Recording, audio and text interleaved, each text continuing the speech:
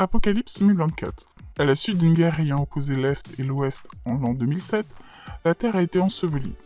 17 années ont passé, la planète ressemble à un désert habité par des vagabonds qui disputent les restes de l'ancienne civilisation.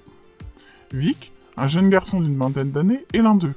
Il a pour compagnon son chien Blood, qui parle et comprend le langage des hommes et qui est à la fois son confident et son précepteur.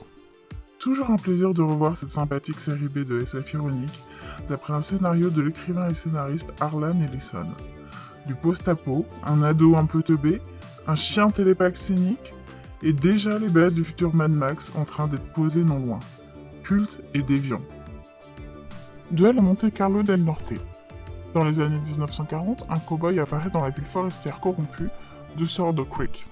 À l'aide de sa seule guitare et d'une bestiole de l'enfer géante, il combat le maire et son jumeau afin de purger l'exploitation forestière de leur emprise néfaste.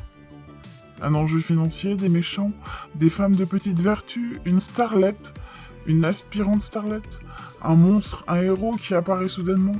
On a toute une galerie de personnages qui composent une histoire dans sa forme la plus classique, mais habillée par la folie de Bill Plympton. C'est un peu pété, c'est un peu grivois, et surtout c'est de l'animation 2D, et dans cette omniprésence de 3D, cela fait du bien. Else. L'apocalypse n'est plus très loin. Une épidémie sévit dehors. Il suffit d'un seul regard pour que les êtres vivants soient contaminés, ce qui les condamne à fusionner avec les choses, à se confondre avec les objets. Et pourtant, un couple vient de se créer, et ils s'aiment, confinés dans un appartement, en attendant le pire. Un premier long métrage longuement mûri, très personnel, et aux multiples influences bien digérées. Beksinski par-ci, Cronenberg par-là, qui a également le mérite d'être humble, et ne cherche jamais à en mettre plein la vue du spectateur, tout en étant finalement passionnant de bout en bout. Eraserhead. Dans une ville industrielle, un homme sans histoire, Henry Spencer, est contraint de s'occuper seul de son enfant, nouveau-né prématuré et monstrueux, après que sa femme ait quitté le domicile conjugal. Pour s'échapper de son quotidien oppressant, marqué par les cris du bébé, il se réfugie dans un monde parallèle où réside la dame du radiateur.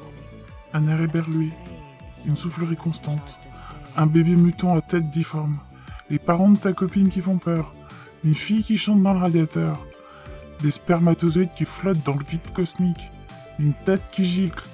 Encore aujourd'hui, le premier film de David Lynch échappe à tout résumé.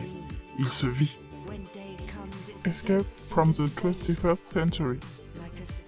3 garçons de 18 ans tombent dans une potion qui leur permet de se déplacer entre le présent et 20 ans plus tard dans le futur par un simple éternuement.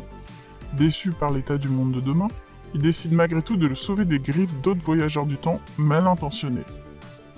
Un peu loufoque et coloré, le film reflète les aspirations de la jeunesse et ce qu'elles deviennent avec une conclusion plutôt réaliste malgré le côté surnaturel de l'histoire. Très bon divertissement, visible par un large public.